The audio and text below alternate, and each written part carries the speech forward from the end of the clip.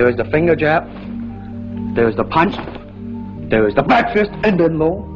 Of course, then they use leg, straight at the groin, all come up. Then I remember Bruce Lee picked me up, grabbed me, you okay? I said, yeah, okay. Then I look at, wow, he touched me. From the legendary Bruce Lee to the most acrobatic of them all, Jackie Chan, down to other famous kung fu artists, martial arts icons have left an undeniable mark on the world of action films. What was that? An exhibition? We need emotional content. With stunts that kept people on the edge of their seats and performances filled with so much life, it felt more real than scripted. These stars have long kept the audience engaged and fully entertained. But what became of them as the years went by, and how did they handle these changes? Join us as we uncover what these kung fu stars really look like today. The life of the famous Bruce Lee. Diving into the world of martial arts, one name rises above all other male martial arts actors: Bruce Lee. Lee was an indomitable force who forever altered the landscape of on-screen combat, infusing it with fresh and unmatched intensity and authenticity. Not only was he the most renowned martial artist in history, but Bruce Lee was also an authentic icon who left a huge mark on the practice of martial arts itself. However, as iconic as Lee was in his prime, he wasn't able to reach his full potential due to an incident involving swelling of the brain caused by an allergic reaction to a headache medication that ended up taking his life at a young age. Regardless of his early demise, to date, the name Bruce Lee still leaves a marvel in people's hearts, as they wish he could have lived longer to completely express his passion for martial arts and gain even more recognition than he has even in death. The former martial artist was able to win over the people with his skilled performances and love for kung fu, which started way back in the vibrant city of San Francisco, California, where he was born, but that was just the beginning. Lee hailed from a lineage of distinguished performers from Hong Kong who were highly interested in the act of kung fu. Raised under the guidance of his father, Lee embarked on his martial arts journey at a tender age, immersing himself in the art of Wing Chun by the age of 13. As time went by, Lee remained dedicated to martial arts, continuing to teach and practice while eventually establishing his school in the lively city of Seattle. Soon, Lee's expertise extended beyond his mastery of martial arts, and it soon became clear to him that he possessed an undeniable talent for acting and directing. Lee decided to pursue a career in acting, gracing Hollywood and Hong Kong with the timeless classic Enter the Dragon, which captivated audiences and solidified his status as a cultural legend. Beyond his physical prowess, Lee's intellectual depth is shown through his writings on philosophy and martial arts, most notably exemplified in the widely renowned Tao of Jeet Kune Do. Lee continued to make moves in his different fields, gaining a wide audience filled with supporters and individuals both intrigued by and eager to learn the art of kung fu. Regardless of his short existence, Lee ascended to the rank of kung fu master, devised his martial art forms beginning with Junfan Gung Fu, and later Jeet Kune Do. Lee was also known to have authored multiple influential books, portraying the memorable role of Kato in the Green Hornet series. Adding to his long list of accomplishments, he also defied conventions by sharing Chinese martial arts with Westerners and emerged as one of the greatest movie stars the world has ever witnessed. Luckily for Lee, he was able to make waves before his time came to an end, and because of this, Bruce Lee will always be at the top of the charts in regards to kung fu and martial arts. But unlike Bruce Lee, whose career stopped abruptly after his passing, there are other martial artists who not only made an impact during their prime, but also lived long enough to bask in the spotlight for quite a long time. Stay tuned as we explore other famous martial artists and their journey after fame. Jackie Chan. It is hard not to be a fan of the one and only, highly skilled martial art practitioner and movie star Jackie Chan.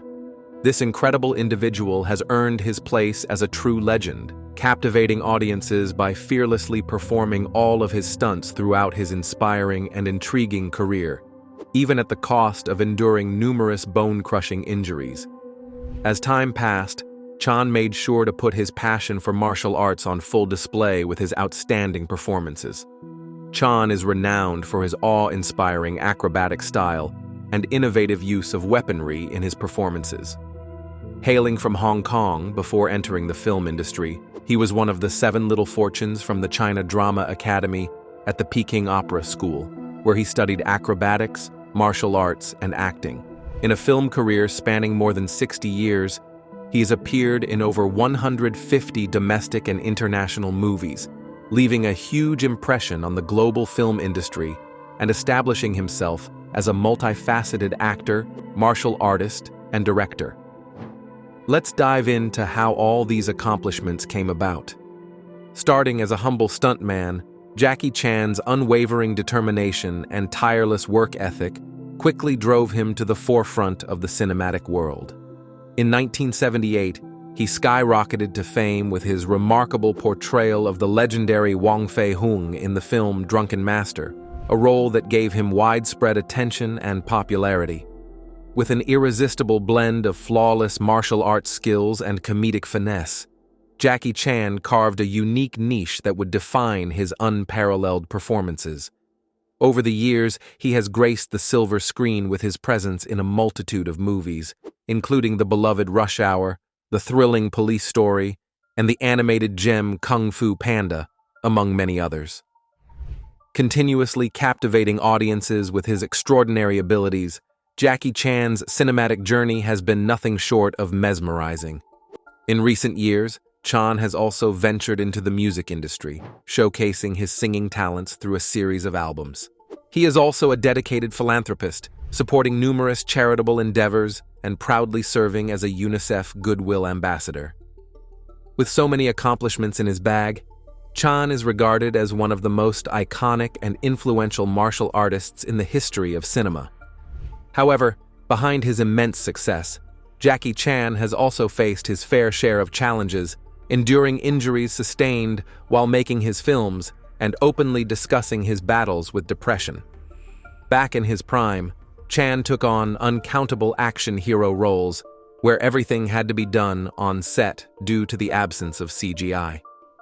One encounter that sticks out from the rest involved a huge injury caused by a mistake he made on a film set. During the shoot, he had to leap up a tree while being chased by a group of guys, and after a branch broke off, Chan fell and suffered massive swelling and heaps of blood loss. Although his operation was successful, he later found out it had caused a huge dent in his head. Eventually, he had to get a metal plate inserted, and his hair had to be cut, which took a while to grow during this time. The actor admitted to having suffered from depression because of the drastic change to his appearance. Regardless of everything he experienced, he went on to make cinematic history as a brilliant martial artist. However, this list doesn't end with Jackie Chan. Jet Li, the great Kung Fu master. Renowned as one of the world's most esteemed martial artists, Jet Li has captivated audiences with his exceptional skills and confidence in his acts. But the first day I work with Miao, I'm very exciting. Work with a huge star. And I move very quick. Right. After move, Miao said, "Wait a minute, how many hits? How many movements?" Right. I said 7. He said, "Why? I only saw 2." Known as the Grand Master of Martial Arts, Li was unstoppable during his prime, and even now at the age of 61, he maintains a level of fitness and agility that rivals his prime, making sure to always express his undying love for martial arts at any given opportunity. His enduring legacy is a testament to his extraordinary talent and unwavering dedication to his craft, and it all started in Beijing, China. Eager to make a name for himself, he embarked on his journey in the martial arts realm at a tender age, delving into the practice of wushu. A prodigious talent, by the age of 11, he was already competing in national-level events, securing an impressive collection of 15 gold medals across various tournaments. Li's constant drive to get to the top caught President Nixon's attention, who requested the young fighter serve as his bodyguard. However, Li's path took an unexpected turn when he decided to pursue a career in acting, forever altering the course of his life.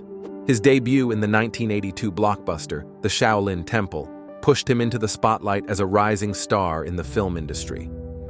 However, the gateway to Hollywood fame swung open with the release of Lethal Weapon 4 in 1998, following his triumphs in the Chinese market. From that point, the only way to go was up, and Lee didn't hesitate to climb the ladder of success, cementing his legacy in the movie industry. Widely known for his flowing kickboxing-influenced style, Jet Li embodies speed, power, and control, characteristics that shaped his iconic stage name. From that point forward, his star continued to rise as he made countless appearances in domestic and international films, capturing the hearts of audiences worldwide. Memorable performances in blockbusters such as Once Upon a Time in China, The One, The Expendables, Romeo Must Die, and The Forbidden Kingdom engraved his name in cinematic history. His prominent role as Yin Yang in the Expendables franchise solidified his status as a Hollywood heavyweight. However, despite his success in the movie industry, Jet Li never lost touch with his martial arts roots. He remained dedicated to his craft, even establishing his own martial arts academy, where he imparted his knowledge to students of diverse ages and socioeconomic backgrounds. Jet Li's position as one of the greatest martial artists and actors of all time is solid, regardless of how many more stars rise, which goes to show how much impact had during his time. Over time, fans have started to express their concern in regards to the actor's health decline. According to them, Lee wasn't as immortal as he always posed to be, and even a master like himself could grow old and fade away. In response to this, the movie star decided to address the health rumors by making a public appearance recently, joking that he wasn't dead yet, and confirming his well-being after years of speculation and online death hoaxes. He also spoke about his hyperthyroidism diagnosis and how he copes with it despite the struggles he had to face. He is still in love with his craft and will continue to practice it regardless of what anyone says. The legacy of Donnie Yen. For me, fighting scene is just part of the elements of making up the action movies, right? That isn't the most essential. Donnie Yen exemplifies the essence of martial arts, a true embodiment of its spirit, and a famous practitioner at that. Born in Guangzhou, China in 1963, Yen's journey spanned across continents as his family relocated to Hong Kong when he was 2 years old, eventually settling in Boston, Massachusetts at 11. Guided by his mother, a Tai Chi expert, Donnie received his initial martial arts instruction from her, establishing the foundation for his remarkable journey. With an insatiable thirst for knowledge, he studied various martial arts disciplines, including Wing Chun, a style he would later pass on to Robert Downey Jr. for his role in the Marvel film Iron Man 3. While Donnie Yen's prominence may be more pronounced in Asia, his praise is well-deserved and thoroughly sung worldwide. Due to his exceptional combat skills and choreography which defy expectations, audiences have always been left awestruck by this incredible man. Keep watching, there's more to come. Although Yen has graced the silver screen for years, appearing in classics such as Wing Chun, Iron Monkey, and Hero, it was his portrayal of the legendary Grandmaster Yip Man in the martial arts biopic Ip Man that propelled him to global recognition and adoration. Remarkably, Yen mastered the technique in 9 months, a testament to his dedication and talent. Now, with over 70 films and television programs, Donnie Yen has showcased his acting prowess and versatility and choreographed astonishing fight scenes for major Hollywood productions such as Blade 2 and Highlander Endgame. The entertainment industry has taken note of his immense contributions, establishing him as one of the distinguished Asian actors of our time, commanding an international following spanning continents. Despite his enormous achievements, Yen remains grounded and humble, persistently challenging his physical and mental boundaries in unwavering dedication to his craft. Even at 61, he maintains exceptional physical shape through rigorous training practices and a surprisingly active lifestyle. Donnie Yen's unwavering commitment and unmatched talent continue to captivate audiences, cementing his legacy as a true martial arts and cinema icon. Although he initially expressed his desire to retire at the age of 55, Yen appears to still be at the peak of his career, regardless of how long he has been in the movie industry. Always a martial artist, Yen continues to take up roles that give him room to showcase and hone his skills, while actively keeping his always eager audience at the edge of their seats.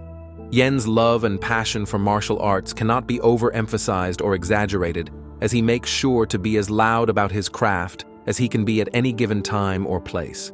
Just like other martial artists like himself, Yen hopes to keep the art alive and keep the practice as exciting as it has always been for him. Lee's one-inch punch. Bruce Lee's one-inch punch is the most well-known move in martial arts history. As its name suggests, the one-inch punch is a technique martial artists use to hit targets at incredibly close range. The thought that, if done right, an attacker can exert enough force to bring down his opponent makes it unique. Bruce Lee's one-inch punch gained widespread recognition as early as the 1960s, about 10 years before Lee rose to prominence as a global martial arts celebrity. Lee became famous when he demonstrated it at the Beach Karate National Championship. At the time, the martial arts community took notice of him widely. Interest in Lee's one-inch punch increased dramatically as his notoriety increased. Although Lee made the move so famous that many renowned martial artists from different kung fu forms now utilize it, Lee remains the most well-known practitioner of the technique. Keep watching. The story is just getting interesting. Lee did not come up with the one-inch punch suddenly in 1964. It is based on Chinese martial arts in general and the instruction he received as a teenager. Lee's martial arts expertise began in the 1950s when he trained under Wing Chun Grandmaster Wing Chun, who laid the groundwork for Lee's form of Kung Fu, Jeet Kune Do. The one-inch punch's tenets derive from its theory, since Wing Chun is a fighting style for close quarters. Lee was already acquainted with techniques designed for close quarters combat because of his training in Wing Chun. Before the one-inch punch was publicly unveiled, Bruce Lee's pupil, James DeMille, provided insight into Lee's development method.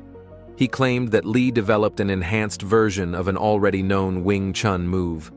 Lee attempted to shorten the technique by experimenting with various stances and angles, since he thought it would be more effective if performed from a closer range.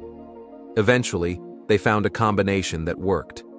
Lee demonstrated its power once by throwing someone 16 feet back and landing them squarely in a chair. Lee's accuracy, instant execution, speed, a crucial attribute for which the actor is currently well known, and the precise angle at which he accomplished it are all responsible for his accomplishments. Bruce Lee's one-inch punch is mighty because of his speed, which is also one of the reasons so few martial artists have been able to replicate it so well. Lee's father taught him the foundations of martial arts. During his teenage years, Lee got entangled in gang disputes in Hong Kong, which resulted in a lot of street battles. Lee's studies of Wing Chun had the most significant impact on his development as a martial artist. After suffering defeats at the hands of rival gang members, 16-year-old Lee trained in Wing Chun under Ip Man in late 1956 and early 1957. Form practice, sticking hand drills, wooden dummy techniques, and free sparring were the main components of Ip's regular lessons.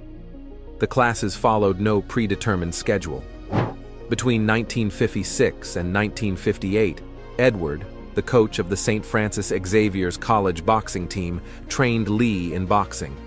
In 1958, Lee defeated Gary Elms, the defending champion, via knockout in the Hong Kong Schools Boxing Championship final.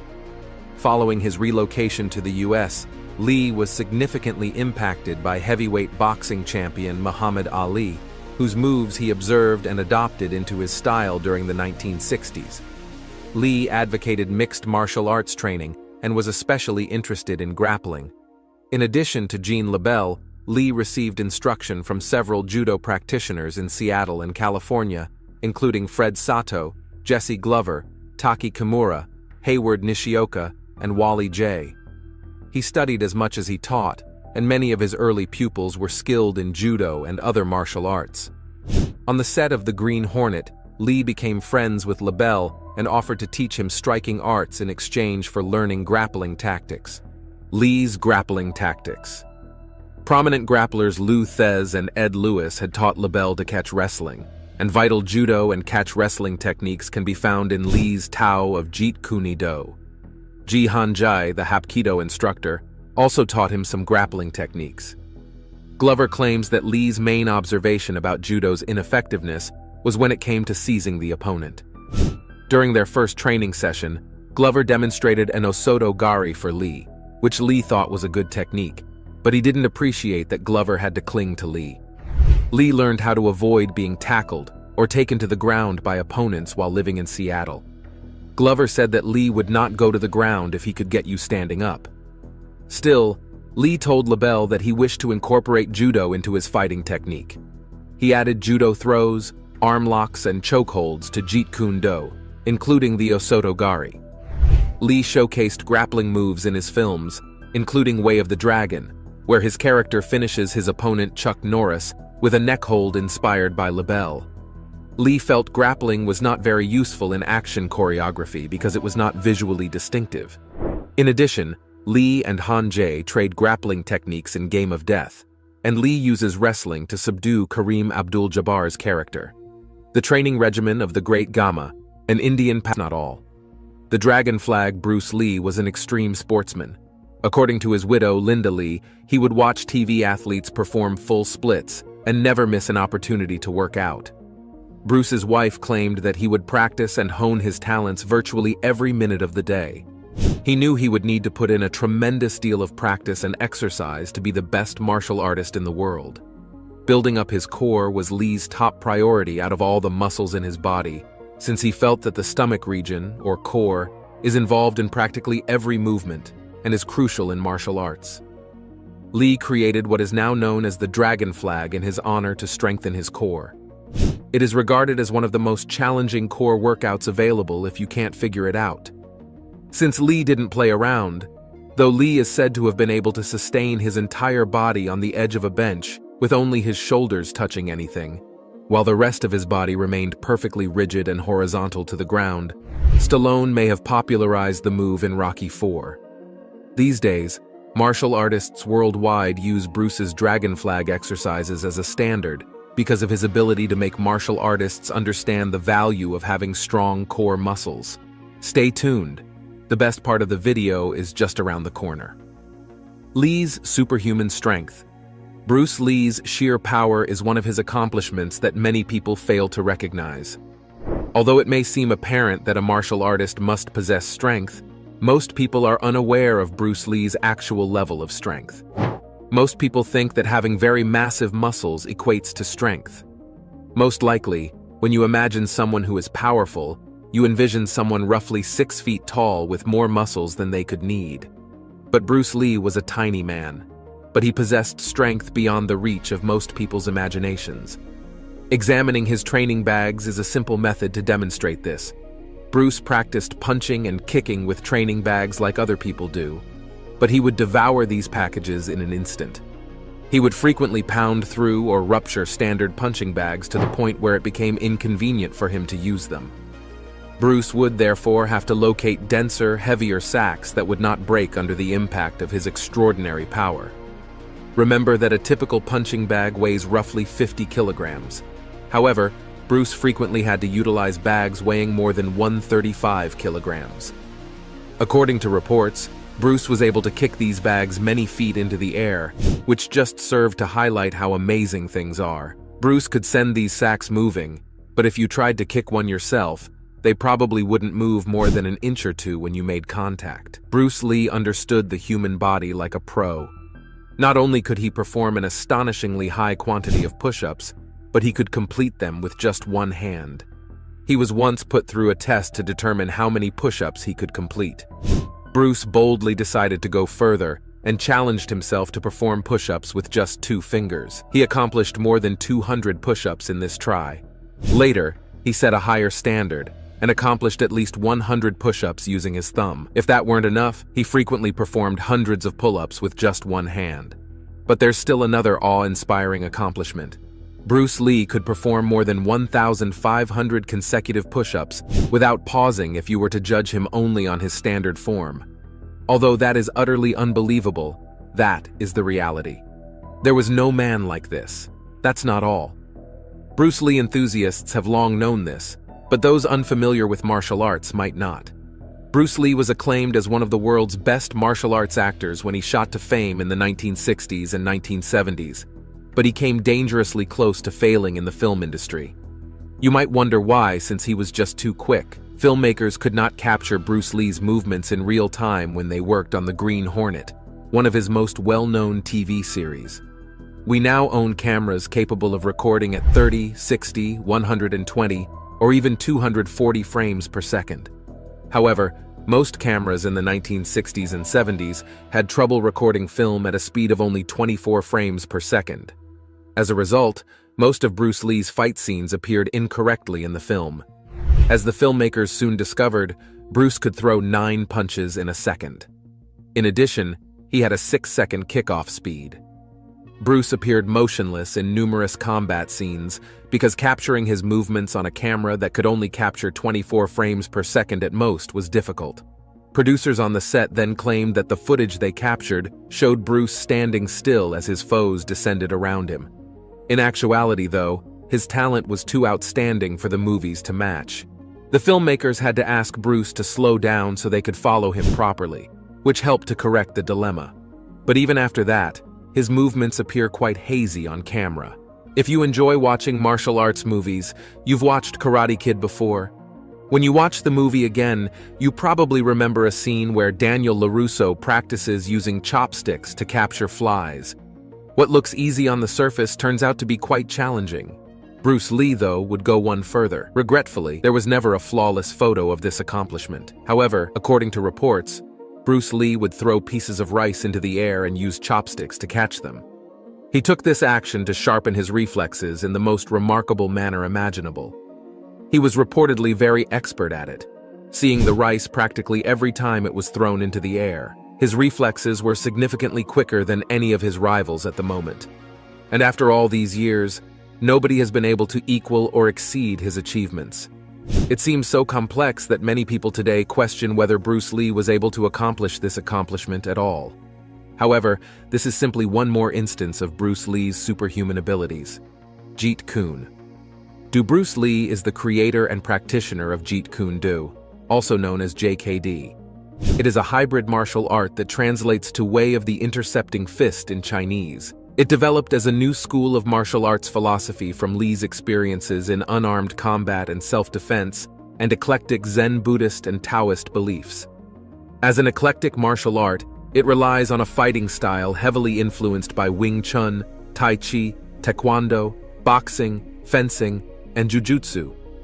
Bruce Lee himself never formalized Jeet Kune Do before his death, forcing later JKD practitioners to rely upon their interpretation of the philosophy created by Bruce Lee. Bruce's successful career and death. In 1964, Bruce got his first big break when he performed a martial arts demonstration at the Long Beach International Karate Championships.